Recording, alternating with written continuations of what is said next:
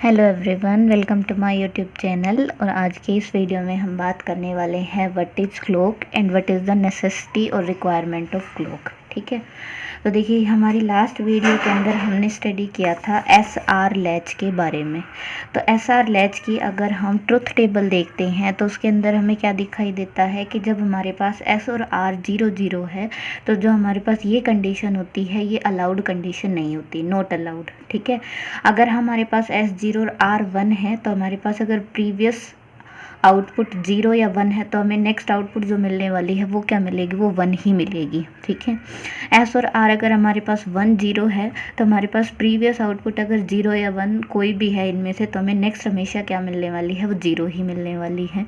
और अगर 1 1 की कंडीशन है तो 1 1 कंडीशन के केस में हमारे पास नेक्स्ट आउटपुट क्या होगी, प्रीवियस के इक्वल होगी। अगर वो 0 है तो 0 मिलेगी, 1 है तो वो 1 मिलेगी। ठीक है, लेकिन इस टाइप के सर्किट की डिसएडवांटेज क्या है कि अगर हमारे पास ये एस आर लैच किसी भी इलेक्ट्रॉनिक सर्किट के लिए आउटपुट की तरह काम कर रहा है, ठीक है, कुछ इस टाइप से कि हमारे पास ये जो एस आर लैच है ये इस इलेक्ट्रॉनिक सर्किट के लिए एस और आर अगर आउटपुट की तरह काम कर रहे हैं और अगर इस सर्किट की आउटपुट चेंज होगी तो अकॉर्डिंगली हमारे पास इस लैच की भी आउटपुट क्या हो जाएगी, चेंज हो जाएगी।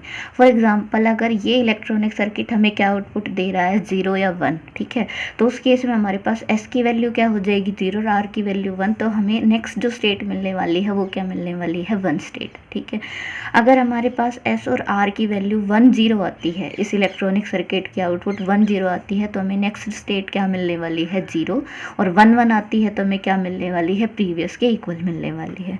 तो ये क्या है, इस टाइप के सर्किट की डिसएडवांटेज है। ठीक है, कि अगर इस सर्किट की आउटपुट चेंज होगी तो एस आर लैच की भी आउटपुट इसके अकॉर्डिंग क्या हो जाएगी, चेंज हो जाएगी।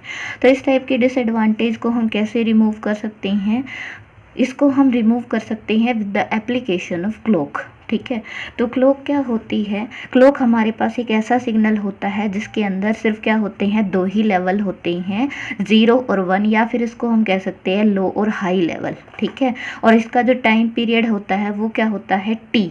ठीक है, एक टाइम पीरियड क्या होता है, टी। और टाइम पीरियड को हम कैसे डिफाइन करते हैं, एक ऐसा पीरियड जिसमें वन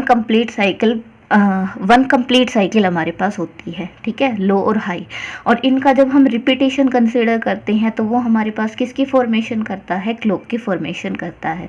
तो देखिए ये हमारे पास था एक सिग्नल 0 और 1, या फिर हम इसको कह सकते हैं लो और हाई, जिसका टाइम पीरियड था टी, और जब हम इसका रिपीटेशन कंसिडर कर रहे हैं तो ये हमारे पास क्या बनेगा, ये क्लॉक बनेगा, लो और हाई या फिर 0 और 1। तो ये हमारे पास क्या है, क्लॉक है। तो क्लॉक को हम कैसे डिफाइन कर सकते हैं, क्लॉक का मतलब हो गया a train of pulses of time period T. ठीक है, तो ये हमारे पास होती है क्लॉक। और अगर हम इसको शॉर्ट फॉर्म में या एब्रीवेटेड फॉर्म में लिखना चाहें तो इसको हम कैसे लिख सकते हैं, CLK या फिर CK भी हम इसको लिख सकते हैं। कहीं कहीं पर आपको लिखा मिलेगा CLK, कहीं पर लिखा मिलेगा CK, तो इसका मतलब होता है क्लॉक। ठीक है, तो अब यहाँ पर देखिए, यहाँ पर हमारे पास 2 लेवल हैं, 0 और 1। तो जब हमारे पास लेवल 0 होता है या लो लेवल होता है तो हम कहते हैं क्लॉक क्या है, हमारे पास एब्सेंट है। जब हमारे पास हाई लेवल होता है या लेवल 1 होता है तो हम क्या कहते हैं, जो क्लॉक है वो क्या है, प्रेजेंट है। ठीक है, तो क्लॉक के प्रेजेंट होने पर और एब्सेंट होने पर हमारे पास क्या होगा, हमारे पास आउटपुट के अंदर चेंजेस आते हैं। ठीक है, तो वो क्या चेंजेस आते हैं, अगर इस नेक्स्ट वीडियो में हम स्टडी करने वाले हैं कि अगर हमारे पास क्लॉक प्रेजेंट होगी, प्रेजेंट होने का मतलब है कि अगर क्लॉक की वैल्यू 1 होगी तो उस केस में हमारे पास जो आउटपुट है लैच की वो किस अकॉर्डिंग चेंज होगी, आउटपुट जो है लैच की वो एस और आर के अकॉर्डिंग ही चेंज होगी। ठीक है, एस और आर की जो भी वैल्यू होगी उसके अकॉर्डिंग हमारे पास क्या आने वाली है, आउटपुट आने वाली है।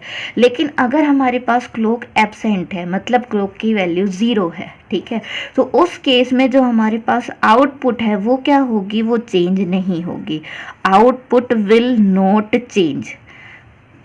ठीक है, तो ये हम नेक्स्ट वीडियो के अंदर स्टडी करेंगे कि कैसे क्लॉक पल्स की एप्लीकेशन से हमारे पास आउटपुट चेंज नहीं होगी या फिर एस और आर पे डिपेंड करेगी। ठीक है, तो फ़िलहाल के लिए क्लॉक के बारे में इतना ही। नेक्स्ट वीडियो में हम स्टडी करने वाले हैं कि हम क्लॉक का यूज़ कैसे कर सकते हैं। Thank you.